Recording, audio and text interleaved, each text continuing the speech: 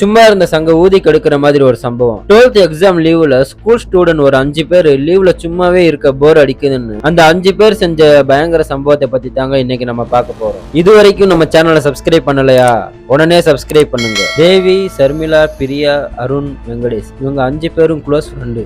இவங்களுக்கு மிஸ்டியான விஷயம் ஏதாச்சும் பண்ணணும்னு யோசிக்கிறாங்க. இதுல சர்மிளா ஃபாரஸ்ட்டுக்கு போலான்னு சொல்றாங்க. மத்த 4 பேரும் பேய் கூட கம்யூனிகேட் பண்ணலாம்னு சொல்றாங்க. ஆல்ரெடி இந்த 4 பேர் ஏற்கனவே பேசி வச்சுட்டாங்க போல. சர்மிளா ஃபர்ஸ்ட் இதுக்கு நோன்னு சொல்றாங்க. மத்த 2 பசங்க இந்த உலகத்துல பேய்னு ஒண்ணு இல்லவே இல்ல, சயின்ஸ் பக்கம் எடுத்து பாருன்னு சொல்றாங்க. இதெல்லாம் சும்மா ஒண்ணுமே இல்ல, நீ பயப்படுறியான்னு மைண்ட் டைவர்ட் பண்றாங்க. சரி, இப்ப பேயை பார்த்து பேசணும் எப்படின்னு யோசிக்கும் போது தேவி வீட்டு பக்கம் ஒரு பழைய பங்களா ஒண்ணு இருக்குன்னு, அந்த பங்களா பக்கம் யாருமே போக மாட்டாங்கன்னு, ரொம்பவும் அமானுஷ்யமா இருக்குன்னு சொன்னதும் எல்லாரோட பிளான் அங்கதான் போகுது. பட் நைட்டு எப்படி போக முடியும்? அந்த 5 பேர் செஞ்ச பிளான் தான் ஹைலைட். எல்லாருமே அவங்கவுங்க வீட்டுல நான் ஃப்ரெண்டு வீட்டுல போய் தூங்க போறேன்னு ஒவ்வொரு பசங்களும் சொல்றாங்க. ஒரு வழியா வீட்டுல சமாளிச்சுட்டு அந்த 5 பேரும் பேய் பங்களாவுக்கு வர்றாங்க. அங்க வரும்போது அருண் கேண்டில் எடுத்துட்டு வர்றான். ஏன்னா பேயை பார்க்கணும்னா கேண்டில் இருந்தா தான் பேய் பேசணும்னு அவங்களுக்குள்ள ஒரு மைண்ட். அந்த பங்களால ஒரு ஓரமா ரவுண்ட் ஷேப்ல உட்காந்து கேண்டில ஏத்துறாங்க. அதுல அருண் யாராச்சும் இருக்கீங்களான்னு பேச ஆரம்பிக்கிறான். இது ட்ரை பண்ண 3 மணி நேரம் அவங்களுக்கு எந்த ஒரு பதிலும் கிடைக்கல.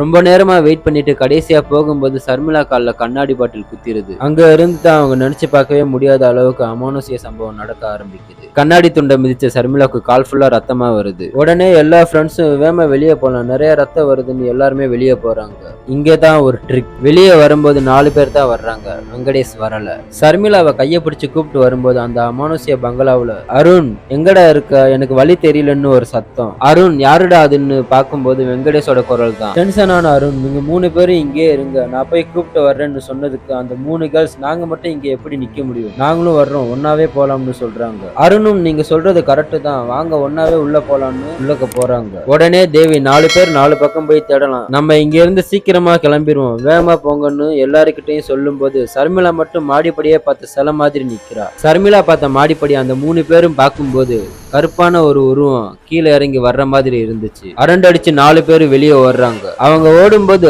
ரத்தம் வேணும்னு ஒரு குரல். வெளியே வந்ததும் அந்த உருவத்தை பார்த்த அதிர்ச்சியில இருந்து சர்மிளா மீளவே இல்லை. அந்த பங்களாவே பார்த்துக்கிட்டே இருக்கா. அருணுக்கு ஒரு கால் வருது. அந்த கால் அட்டன் பண்ண அருணுக்கு பயங்கரமான ஷாக். அப்படி அந்த கால்ல என்ன வந்துச்சு, யாரு பேசினா, பார்ட் 2ல பார்ப்போம். இந்த வீடியோ உங்களுக்கு பிடிச்சிருந்துச்சுன்னா மறக்காம இந்த வீடியோக்கு ஒரு லைக் பண்ணுங்க.